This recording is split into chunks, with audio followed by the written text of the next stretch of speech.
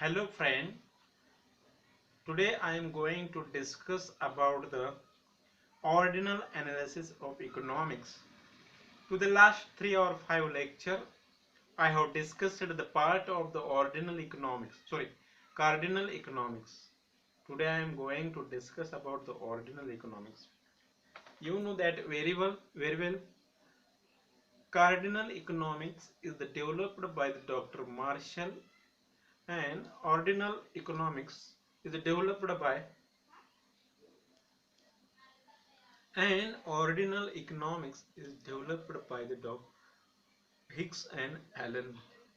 by the Hicks and Allen. What is the major difference between cardinal and ordinal economics? Is that in the cardinal economics, utility can measure in the number, and in the ordinal economics, utility we can number. We can measure utility by the preference. That is the ordinal utility. तर मित्रांनो, आपण पाठीमागच्या काही लेक्चरला cardinal utility म्हणजे अंकदर्शी उपयोगितेचं विश्लेषण पाहिलेलं आहे. त्याच्यामध्ये उपयोगिता म्हणजे काय, the satisfaction power of the community, that is called the utility, ते आपण पाहिलेलं आहे. त्याची संकल्पना पाहिलेली आहे. उपयोगितेचे वेगवेगळ्या संकल्पना, मार्जिनल, ॲव्हरेज आणि टोटल युटिलिटी ह्या संकल्पना पाहिलेल्या आहेत. मार्जिनल लॉ ऑफ युटिलिटी पाहिलेला आहे. ते पाठीमागच्या लेक्चरला आपण पाहिलेलं आहे. त्याला आपण म्हणायचं कार्डिनल अनालिसिस ऑफ इकॉनॉमिक्स. आणि आपण आता जे पाहणार आहोत indifference curve analysis, that is the ordinal analysis of economics.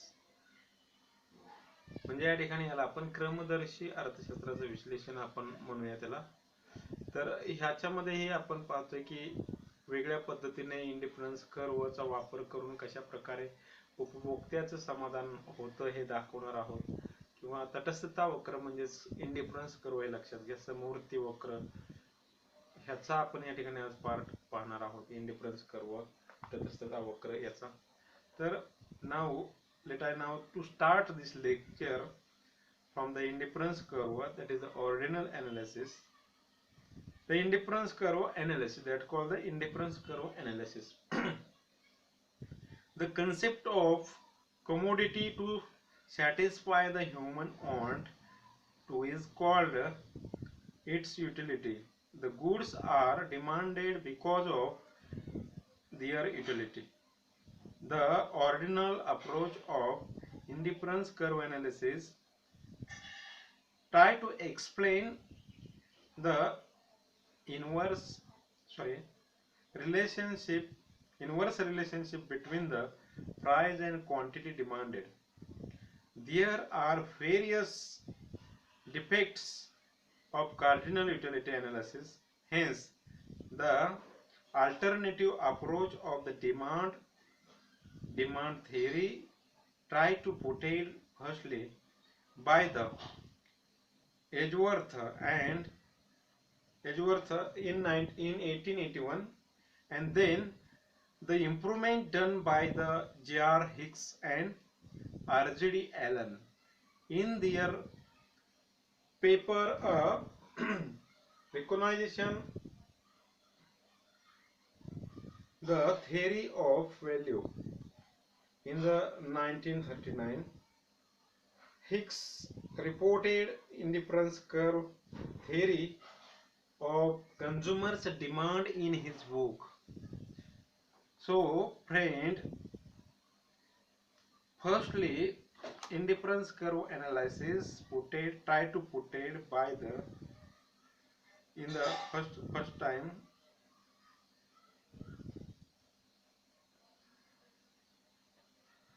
time by the Edgeworth and this explanation portrayed in 1881. After J.R. Hicks and Allen developed that explanation is very good way. तर मित्रांनो, सुरुवातीला प्रामुख्याने समवर्ती वक्र विश्लेषण मांडण्याची परिस्थिती का निर्माण झाली हे आपल्याला पाहायला पाहिजे. कारण डॉक्टर मार्शल यांचं उपयोगितेबद्दलचं विश्लेषण हे इम्परफेक्ट होतं असं त्यांचं मत होतं. Whatever have putted theory by Dr. Marshall that was imperfect according to the Hicks and Allen, and that's why Hicks and Allen tried to put it that forward theory of the demand indifference curve, forward theories of indifference curve, analysis of economics. तर या ठिकाणी जास्तीत जास्त सुधारणा करण्याच्या दृष्टिकोनातून Hicks आणि Allen, सुरुवातीला एजवर्थ आणि नंतर जे.आर. हिक्स आणि आर.जी.डी. ॲलन यांनी त्या ठिकाणी त्यांच्या पेपरमध्ये ह्या इंडिफरन्स कर्वच्या माध्यमातून मागणी विश्लेषण करण्याचा प्रयत्न केलेला दिसून येतो. So we have understand the introduction of the indifference curve. Now I am discussing about the meaning of indifference curve. What is the meaning of indifference curve? We have to look here. Indifference curve show the combination of two goods which gives same satisfaction to the consumer. That is called the indifference curve. तर मित्रांनो काय की इंडिफरन्स curve हे दोन वस्तूंचा संयोग दाखवतात की त्या दोन वस्तूंचा उपभोग घेतल्यानंतर या ठिकाणी उपभोक्त्याला सारखंच समाधान मिळतं. For example, consumer going to take a consumption of apple and mango. When is going to take consumption of apple and mango within a specific unit of the money, then he will try to get a same satisfaction of both commodity. That is called the indifference curve show the combination of two goods which gives same satisfaction to the consumer. उपभोक्ता दोन वस्तूंचा संयोग घेतो की त्या संयोगापासून उपभोक्त्याला सारखं समाधान मिळतं आणि तो उपभोक्ता सारखं समाधान ठेवण्याचा प्रयत्न करतो. मी आता दिलेलं उदाहरण म्हणजे काय, सफरचंद आणि मँगो. उपभोक्ता त्याच्या उत्पन्नामध्ये ठराविक उत्पन्नामध्ये दोन वस्तू कशा खरेदी करतो, तर एक वस्तू महागली तर दुसरी वस्तू स्वस्त असेल ती घेतो आणि दोन्ही त्याच्या बजेटमध्ये दोन्ही वस्तू घेण्याचा प्रयत्न करतो. म्हणजे ज्या वस्तू महागलेल्या असतात त्या वस्तूचे नग कमी घेतो आणि ज्या वस्तू स्वस्त झालेल्या आहेत त्या वस्तूचे नग जास्त घेतो. अशा प्रकारे ते संतुलन ठेवण्याचा प्रयत्न करतो आणि सारखंच समाधान मिळवण्याचा प्रयत्न करतो. हा पहिल्या डेफिनेशनचा एक मीनिंग आहे, लक्षात घ्या.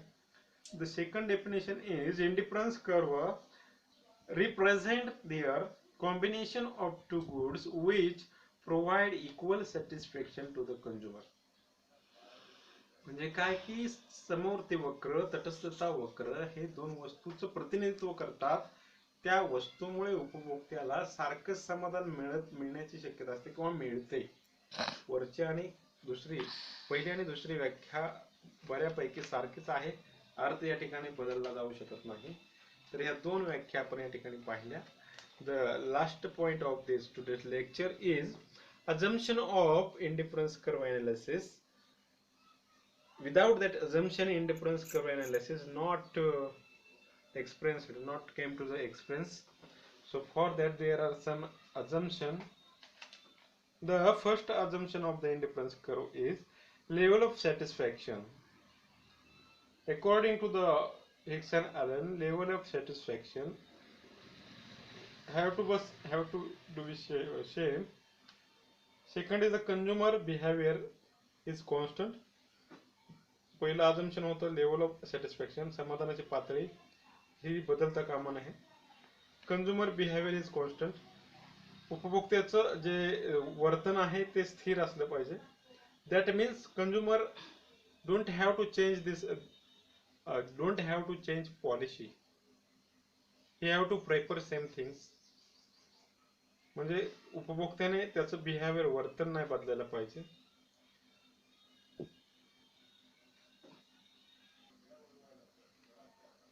The second assumption is the consumer behavior is constant. Whatever how consumer is going to behave in the market, that should be the constant. He should not change his policy in the market. म्हणजे कंझ्युमरचं जे behaviour आहे, उपभोक्त्याचं जे वर्तन आहे ते स्थिर पाहिजे. अचल म्हणजे चल असं नसायला पाहिजे, स्थिर पाहिजे, अस्थिर नाही पाहिजे. तो बदलला नाही पाहिजे, त्याची भूमिका ही स्थिर असली पाहिजे, तेव्हा तटस्थता वक्राचं विश्लेषण हे अनुभवास येतं. The third assumption is consumer is rational and his choice are transactive. उपभोक्ता हा कसा असतो? Rational. Consumer is the rational and his choice are transactive. म्हणजे या ठिकाणी कंझ्युमर हा रॅशनल, सुज्ञ असतो, त्याला कळतं काय वाईट. He know that what is the well good, what is the worse commodity, what is the well commodity, what is the comfortable commodity, what is the satisfied commodity, and that's why he is rational. He know everything about the market, and he is also transitive. He can transfer from one commodity to another commodity. म्हणजे हा सुज्ञ असतो, उपभोक्ता हा सुज्ञ असतो, त्याला समजतं काय घ्यायचं काय नाही घ्यायचं, काय विकायचं काय आणायचं ठेवायचं किंवा काय वस्तू बदलायची, हे सगळं त्याला कळतं. लक्षात घ्या, हा तो रॅशनल आहे, सुज्ञ आहे. आणि फोर्थ काय आहे? Fourth assumption is there is a ordinal measurement of utility. That is the difference between cardinal and ordinal. In this indifference curve, utility is measured by the ordinal method. आता याच्यामध्ये utility ही ordinal पद्धतीने म्हणजे क्रमदर्शक पद्धतीने मोजली जाते. For example देतो, A is greater than B, B is greater than C. That is the ordinal preference. प्रेफरन्सने utility मोजणे. लक्षात घ्या, म्हणजे काय की ए हा बी पेक्षा मोठा आहे, बी हा सी पेक्षा मोठा आहे. तर अशा प्रकारे. Okay, thank you very much.